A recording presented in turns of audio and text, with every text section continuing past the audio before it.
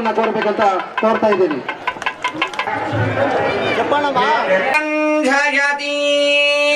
ಲಕ್ಷ್ಮೀ ರಮಣ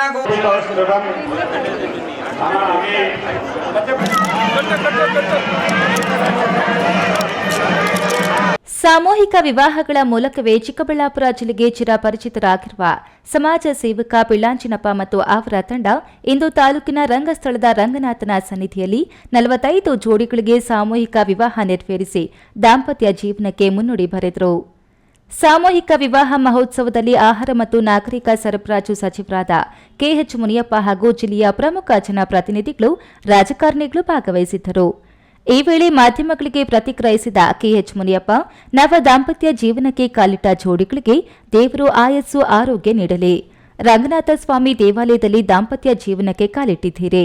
ಖಂಡಿತವಾಗಿಯೂ ನಿಮ್ಮ ಜೀವನ ಸುಖಕರವಾಗಲಿದೆ. ಇಬ್ಬರಿಗೂ ಜವಾಬ್ದಾರಿಗಳು ಹೆಚ್ಚಾಗಲಿದೆ. ಜೀವನದಲ್ಲಿ ಬರುವ ಸವಾಲುಗಳನ್ನು ಸಮರ್ಥವಾಗಿ ಜೊತೆಯಲ್ಲೇ ಎದುರಿಸಿ ದೈವ ಭಕ್ತಿಯನ್ನು ಬಿಡಬೇಡಿ. ಜನ್ಮ ಕೊಡುವ ಮಕ್ಕಳಿಗೆ ಉತ್ತಮ ಸಂಸ್ಕಾರ ನೀಡಿ ಒಳ್ಳೆಯ ಪ್ರಜೆಗಳಾಗಿ ಮಾಡಿ. ಬಡ ಜನರ ಅನುಕೂಲಕ್ಕಾಗಿ ಇಂತಹ ಶ್ರೇಷ್ಠ ಸರಳ ವಿವಾಹ ಮಹೋತ್ಸವ ಆಯೋಜಕರಿಗೆ ಅಭಿನಂದನೆ ತಿಳಿಸಿದರು.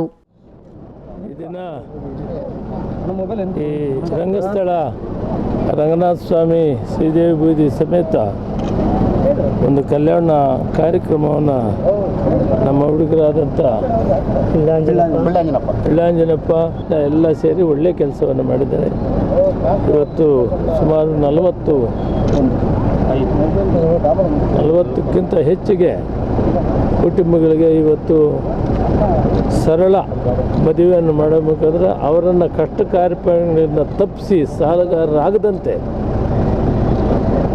ಅವ್ರಿಗೇನೂ ಖರ್ಚು ಬರದಂತೆ ಇವರೇ ಸೇವಾ ಸಂಘಗಳು ಸೇರಿ ಇದೊಂದು ಮಹತ್ತರವಾದ ಕೆಲಸವನ್ನು ಮಾಡಿದರೆ ಅದಕ್ಕೆ ಸಹಾಯವಾಗಿ ನಮ್ಮ ರಾಜು ಗೌಡರು ಕೈ ಜೋಡಿಸಿದ್ದಾರೆ.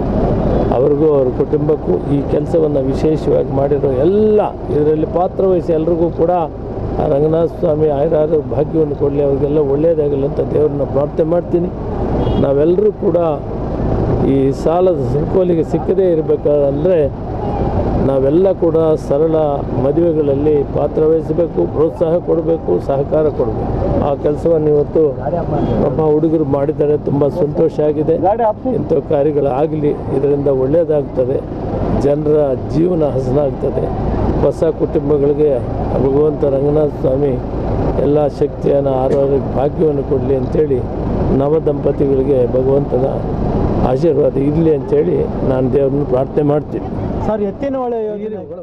ಸಾಮೂಹಿಕ ವಿವಾಹ ಮಹೋತ್ಸವದ ಆಯೋಜಕ ಅಂಬೇಡ್ಕರ್ ಸೇನೆ ಜಿಲ್ಲಾಧ್ಯಕ್ಷ ಪಿಳ್ಳಾಂಜಿನಪ್ಪ ಮಾತನಾಡಿ, ಸತತ 8 ವರ್ಷಗಳಿಂದ ಬಡವರಿಗೆ ಅನುಕೂಲವಾಗಲೆಂದು ಸಾಮೂಹಿಕ ವಿವಾಹ ಕಾರ್ಯಕ್ರಮ ನಡೆಸುತ್ತಾ ಬಂದಿದ್ದು, ನೂರಾರು ಬಡ ಯುವಕರು ದಾಂಪತ್ಯದ ಜೀವನಕ್ಕೆ ಕಾಲಿಟ್ಟಿದ್ದಾರೆ. ಮುಂದೆಯೂ ಇದೇ ರೀತಿ ಸಾಮೂಹಿಕ ವಿವಾಹ ನಡೆಸಲಾಗುವುದು ಎಂದರು. ವರ್ಷವೂ ಇದು 8ನೇ ವರ್ಷ ಮಾಡ್ತಾ ಇದ್ದೀವಿ. ಸತತವಾಗಿ ಯಾವುದೇ ಜಾತಿ ವರ್ಗದವರನ್ನು ಅನ್ಯತೆ ಭಾವಿಸದಂತೆ ಎಲ್ಲ ಸರ್ವಧರ್ಮಗಳು ಒಟ್ಟಾಗಿ ಸೇರಿಸ್ಕೊಂಡು ನಾವು ಏನೋ ಅವ್ರಿಗೆ ಒಂದು ಬದುಕು ಕಟ್ಟಿಕೊಡ್ಬೇಕಂತೇಳಿ ಸರ್ ಈ ವರ್ಷ 45 ಜೋಡಿಗಳಾಗಿದ್ದಾವೆ. ಹಿಂದಿನ ವರ್ಷದಿಂದ 60 ಜೋಡಿಗಳಾದವು. ಹಾಗೆ ನನ್ನ ಸತತವಾಗಿ ಇದು 8ನೇ ವರ್ಷ 108 ಜೋಡಿಗಳನ್ನು ಎತ್ತಿದ್ಕೊಂಡು ಮಾಡ್ಕೊಂಡು ಬರ್ತಾ ಇದ್ದೀವಿ. ಇದು 8ನೇ ವರ್ಷ 45 ಜೋಡಿಗಳನ್ನು ಮದುವೆ ಆಗಿದೆ. ಈಗ ಸರ್ ನನ್ನ ಗುರಿ ಇಷ್ಟ ಏನೋ ಒಂದು ಬಡವರಿಗೆ ಏನೋ ಸೇವೆ ಮಾಡಬೇಕು ಅಂತ ಒಂದು ಆಸೆ. ಯಾರೂ ಸಾಲಗಾರರಾಗಬಾರ್ದು. ಸಾಲಕ್ಕೆ ಸಿಳಿಸಿ ಈಗ ಎಷ್ಟೋ ಜನ ಪ್ರಾಣಹತ್ಯೆ ಮಾಡ್ಕೊಂಡಿದ್ದಾರೆ, ಊರುಗಳು ಬಿಟ್ಟಿದ್ದಾರೆ. ಮದುವೆ ಸಾಲಗಾರರಾಗಿ ಆಗೋದು ಬೇಡ ಅಂತ ಹೇಳ್ಬಿಟ್ಟು ಸಿದ್ದರಾಜು ಸ್ವಾಮಿಗಳು ನವ ವಿವಾಹಿತರಿಗೆ ಆಶೀರ್ವದಿಸಿ ದಾಂಪತ್ಯ ಜೀವನದಲ್ಲಿ ಸುಖ, ಶಾಂತಿ, ನೆಮ್ಮದಿ ಬರಲಿ ಎಂದು ಆಶಿಸಿ, ಇಂತಹ ಸರಳ ವಿವಾಹಗಳು ಸಮಾಜಕ್ಕೆ ಅತ್ಯವಶ್ಯಕವಾಗಿವೆ. ಸರಳವಾಗಿ ನಡೆಯುವ ಇಂತಹ ಸಾಮೂಹಿಕ ವಿವಾಹಗಳು ಸಮಾಜಕ್ಕೆ ಒಳ್ಳೆಯ ಸಂದೇಶ ಸಾರುತ್ತೆ. ನವ ದಂಪತಿಗಳು ಕೂಡ ತಮ್ಮ ಜೀವನದಲ್ಲಿ ಸರಳತೆಯನ್ನು ಅನುಸರಿಸಿ ಸುಖಕರ ಜೀವನ ಸಾಗಿಸಿ ದೇವರು ನವ ಜೋಡಿಗಳಿಗೆ ಆರೋಗ್ಯ, ಆಯಸ್ಸು, ಸಂತಾನ ನೀಡಲಿ ಎಂದರು. ಈ ವೇಳೆ ಶಿಡ್ಲಘಟ್ಟ ವಿಧಾನಸಭಾ ಕ್ಷೇತ್ರದ ಕಾಂಗ್ರೆಸ್ ಮುಖಂಡ ರಾಜೀವ್ ಗೌಡ, ಪಟ್ರೇನಹಳ್ಳಿ ಕೃಷ್ಣ, ನರಸಿಂಹರಾಜು, ಸುನಿಲ್ ಕುಮಾರ್, ಅನಿಲ್, ಮಂಜುನಾಥ್, ಎನ್ಟಿಆರ್, ರಾಮಣ್ಣ, ಚಲಪತಿ, ಕೃಷ್ಣಪ್ಪ ಇತರೆ ಪ್ರಮುಖರು ವಿವಾಹ ಮಹೋತ್ಸವದಲ್ಲಿ ಪಾಲ್ಗೊಂಡಿದ್ದರು. ಕ್ಯಾಮರಾ ಪರ್ಸನ್ ಅಶ್ವಥ್ ಜೊತೆ ಕೆಎಸ್ ನಾರಾಯಣಸ್ವಾಮಿ, ಈ ನ್ಯೂಸ್ ಟಿವಿ, ಚಿಕ್ಕಬಳ್ಳಾಪುರ.